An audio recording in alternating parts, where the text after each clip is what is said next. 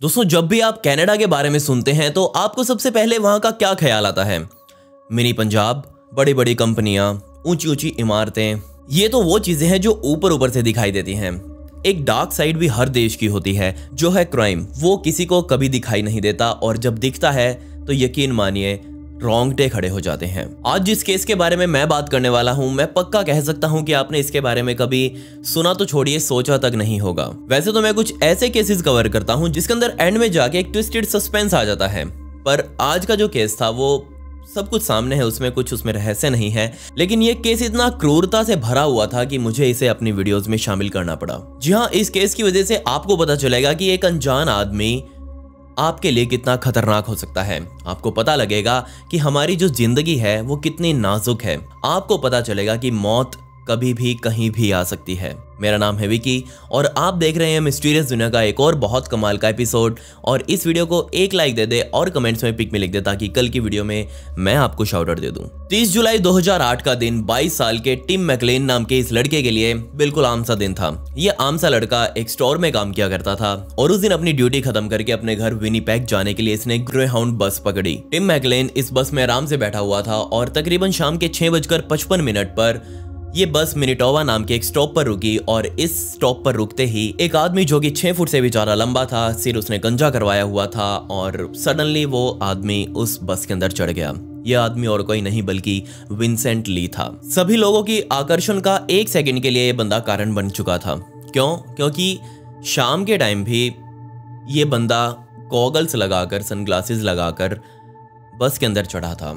यहाँ से ही लोगों ने समझ लिया कि ये बंदा बहुत अजीब है, छोड़ो इसके ऊपर ध्यान मत दो। टिम मैकलेन ने तो बल्कि उसकी तरफ आंख उठाकर तक भी नहीं देखा था, क्योंकि वो तो अपने हेडफोन्स लगाकर आराम से गाने वगैरह सुन रहा था। लंबी यात्रा उसे डेली करनी पड़ती थी, तो आप में से भी बहुत सारे लोग जॉब वगैरह करते होंगे और अपने साथ ईयरफोन वगैरह रखते होंगे गाने वगैरह सुनने के लिए, मेट्रो वगैरह में चलने के लिए। तो ऐसा ही वो लड़का था, आपके जैसा ही बिल्कुल। अपना आराम से बस के पीछे वाली सीट पर बैठकर गाने वगैरह सुन रहा था, आंखें बंद थी उसकी। विंसेंट ली पीछे वाले दरवाजे से चढ़ते हुए आगे की तरफ गया और बस में अगली सीटों पर जाकर किसी एक में बैठ गया। कुछ देर और चलने के बाद बस के ड्राइवर ने बस को साइड में लगाया और सभी सवारियों से कहा कि 10 मिनट यहाँ बस रुकेगी, किसी को कुछ खाना पीना है तो खा पी लो।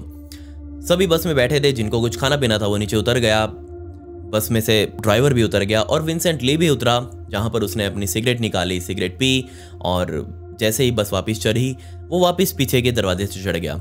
लेकिन वो पहले जब चढ़ा था तो पीछे वाले दरवाजे से चढ़ते हुए बस की अगली सीटों पर जाकर बैठ गया था। लेकिन अब की बार जैसे ही वो पिछले वाले दरवाजे से चढ़ा तो वो सीधा जाकर टिम मैकलेन नाम के इस लड़के के बराबर में ही जाकर बैठ गया। अब टिम मैकलेन तो पहले ही सोया पड़ा था, तो जैसे ही उसके बराबर में ये आदमी आकर बैठा तो एकदम से उसकी आंख भी खुली। लेकिन वो बाहर की दुनिया से तो वैसे ही बहरा हो चुका था, क्योंकि कानों में उसके ईयरफोन लगे हुए थे। लेकिन फिर भी उसने अपनी आंख खोली और जस्ट एक सेकंड के लिए उसने विंसेंट ली को देखा अपने बराबर में बैठे हुए और वो वापस सो गया, क्योंकि उसे कोई डर नहीं लग रहा था। वो खुद एक एथलेटिक स्टूडेंट था, वो जूडो कराटे भी जानता था, लेकिन उसे कुछ डर नहीं लग रहा था। वो आराम से फिर से उसे देखकर और अपने गाने चलाते हुए आराम से सो गया। यहाँ बेचारे टिम मैकलेन को कोई अंदाजा नहीं था कि उसके बराबर में बैठे व्यक्ति के दिमाग में आखिर चल क्या रहा है, और अगर उसे थोड़ा सा भी अंदाजा होता तो यकीन मानिए टिम मैकलेन उस शाम कभी सोता ही नहीं। बस आराम से चल रही थी, 8:30 बज चुके थे और ये बस अब चलते चलते सस्क्वाचुआन पहुंच चुकी थी। 8:30 बजे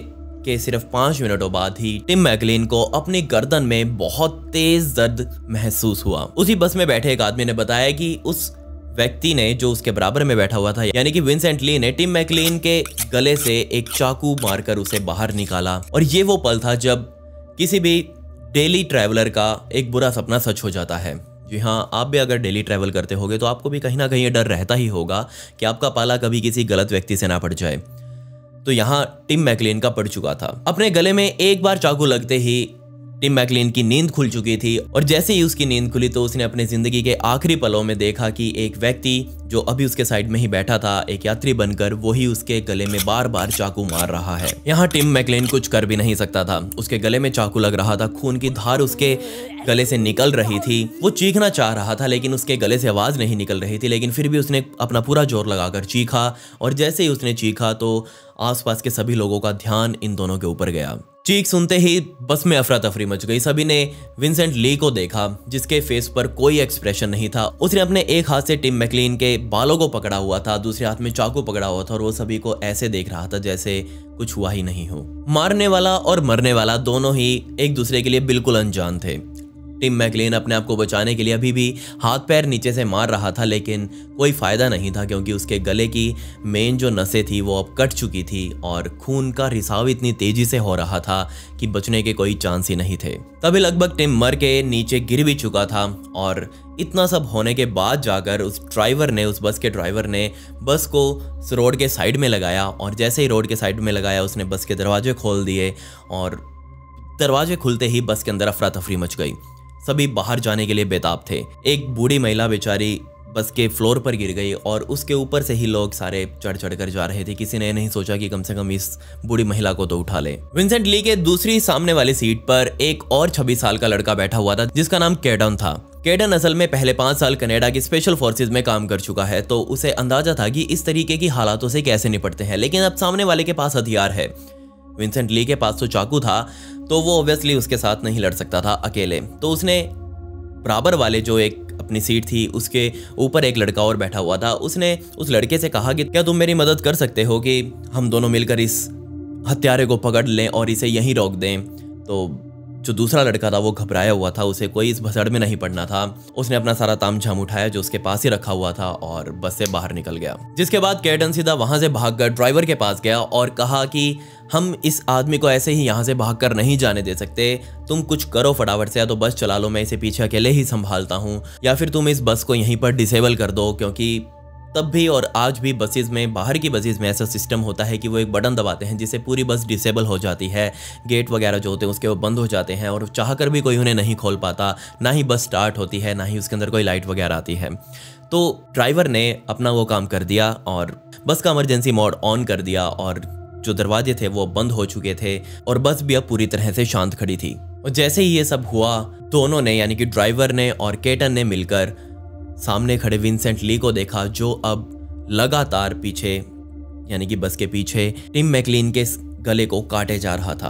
अब से पहले वो उसके सिर्फ गले में चाकू मार रहा था, लेकिन अब उसने उसके गले को बाकी के जो धड़ था उससे अलग करना शुरू कर दिया। इन दोनों की आंखों के सामने विंसेंट ली ने टिम मैकलीन के गले को पूरी तरह से काट दिया और उसके बालों से उसके सर को पकड़कर बस में आगे की तरफ चल रहा था। अब सामने उनके आ रहा है कोई व्यक्ति, अपने हाथ में इस तरह से सर पकड़कर, उसके दूसरे हाथ में हथियार है, पूरा शरीर उसका खून से भरा हुआ है।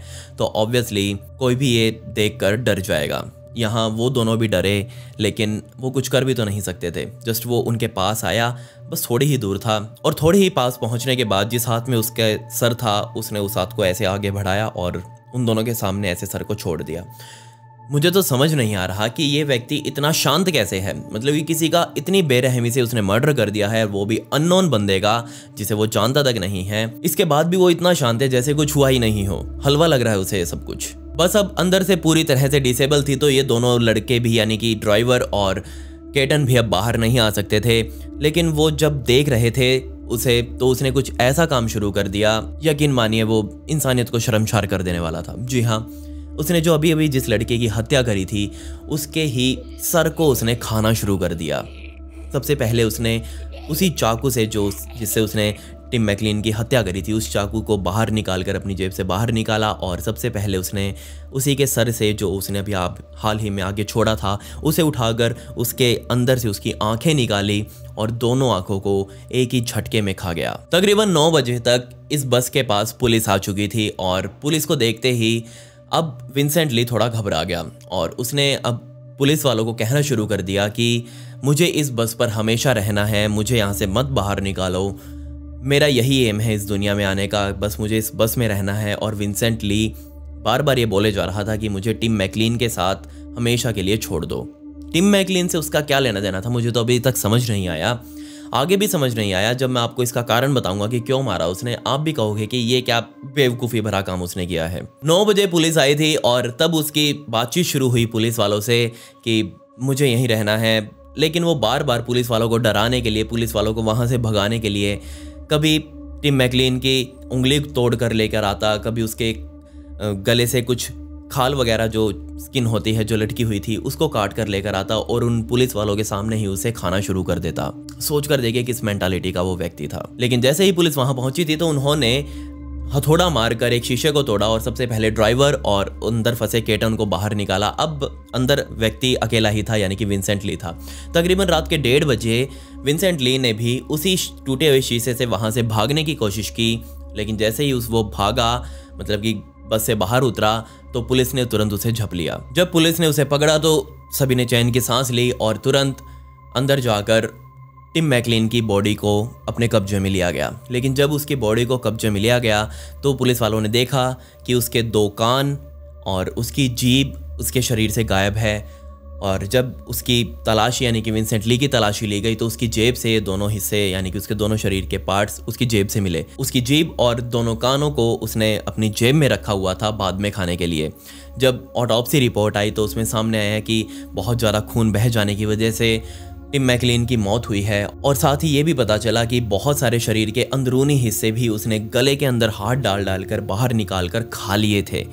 उसके दिल के हिस्से भी कुछ गायब थे, जो कि पोस्टमार्टम रिपोर्ट में सामने आया। केटन का बहुत सारे न्यूज़ चैनल्स ने इंटरव्यू लिया, लेकिन न्यूज़ चैनल्स वाले भी पता नहीं कौन सा हाई क्वालिटी का माल फूंक कर नशा करते हैं। वो उससे जाकर सबसे पहला ये सवाल पूछते हैं कि क्या कभी आपने पहले ऐसा कुछ इंसिडेंट देखा था। बेचारा केटन क्या ही बोलेगा, पहली बार वो देख रहा है यार। लेकिन वो सिर्फ यही बताना चाह रहा था कि एक अनजान व्यक्ति किसी दूसरे अनजान व्यक्ति को इतनी बेरहमी से क्यों मार सकता है। लेकिन मारा तो मारा और बाद में उसकी आंखों को भी निकाल कर खा रहा है, वो भी इन 2 लोगों के सामने। कैसा नरसंहार था ये। और इन चीज़ों को देखकर बेचारा केटन, जो कि 5 सालों तक कनेडियन फोर्सेस में काम कर चुका है, और जो इन फोर्सेस में काम करता है ऑब्वियसली उनका दिल बहुत मजबूत होता है, लेकिन ये सब देखकर केटन बहुत टूट चुका था और वो ट्रॉमा का शिकार हो गया। और 6 साल बाद उसने खुद की ही जान ले ली। वो इस ट्रॉमा का शिकार इस इंसिडेंट के बाद ही हुआ था। और सोचकर देखिए ये इंसिडेंट कितनों को अब दुख पहुंचा रहा था। ली के बराबर वाली सीट पर और भी जो एक कपल बैठा हुआ था जिसका नाम स्टीवन था और उसकी पत्नी वहां मौजूद थी। स्टीवन और उसकी पत्नी दोनों यूनिवर्सिटी स्टूडेंट थे और ये सब होने के बाद वो अपनी क्लासेस सही से नहीं लगा पाए, क्योंकि ये सब उनकी आंखों के सामने हुआ था और वो भी एक अनजाने ट्रॉमा का शिकार हो चुके थे। इस बस में बैठे हर व्यक्ति का अब यही कहना था कि वो कभी अनजान व्यक्ति पर अब विश्वास नहीं करेंगे, कोई किसी की मदद नहीं करेंगे, किसी से बातचीत नहीं करेंगे। क्या पता किसके दिमाग में क्या चल रहा हो, क्या पता कोई अपनी ज़िंदगी से परेशान हो, अपने घर वाले से लड़कर आया हो, अपनी गर्लफ्रेंड या फिर अपनी पत्नी से उसकी लड़ाई हो रखी हो और उसका गुस्सा किसी अनजाने व्यक्ति पर निकल जाए। खैर अब ली पुलिस की कस्टडी में था तो अब उसे सवाल जवाब का टाइम था। सबसे पहले उसे कोर्ट में पेश किया गया और कोर्ट ने पुलिस को रिमांड दे दिया। रिमांड के टाइम पर जैसे ही पुलिस वाले उसे अपने साथ लेकर आए तो वो असमंजस में थे कि इसे जेल में रखें या फिर किसी मेंटल हॉस्पिटल में पहले से दिखा कर आएँ, क्योंकि इसकी हरकतें ही ऐसी थी। ये बार बार पुलिस वालों को उंगली लगा लगा कर पूछ रहा था कि तुम्हारे पास वो जीभ और कान तो पड़े होंगे ना, वो मुझे दे देना, बाद में मैं खा लूँगा आराम से, आप उसे फेंकना मत। ऐसी ऐसी बातें वो पुलिस वालों को बोल रहा था। खैर जब पुलिस ने उससे पूछताछ करी कि तुमने उसे क्यों मारा, तो उसने सबसे पहले बताया कि मेरे लिए टिम मैकलिन बिल्कुल अननोन था, स्ट्रेंजर था, वह उसे नहीं जानता था, तो फिर क्यों मारा। तो उसमें उसने जवाब दिया कि मैं भी उसकी तरह सोने ही वाला था कि तभी मेरे दिमाग में आवाज़ आई कि जो बंदा तुम्हारे बराबर में बैठा हुआ है वो एक एलियन है और उसे तुरंत मार डालो। जी हाँ, विंसेंट ली बहुत टाइम से एलियंस वगैरह के बारे में सोचता आ रहा था, इनके बारे में पढ़ता लिखता आ रहा था और उसे ऐसा लग रहा था कि हमारे बीच बहुत सारे एलियंस घूम रहे हैं और अगर इन एलियंस को हमने नहीं मारा तो ये हमें मार कर इस धरती पर राज करने लग जाएंगे। और उसे ऑर्डर मिला हुआ है ऊंचे हाई कमान से कि इस तरह के लोगों को तुरंत मार डालो। अगर तुम इन तरह के लोगों को इग्नोर करोगे तो हाई कमान जो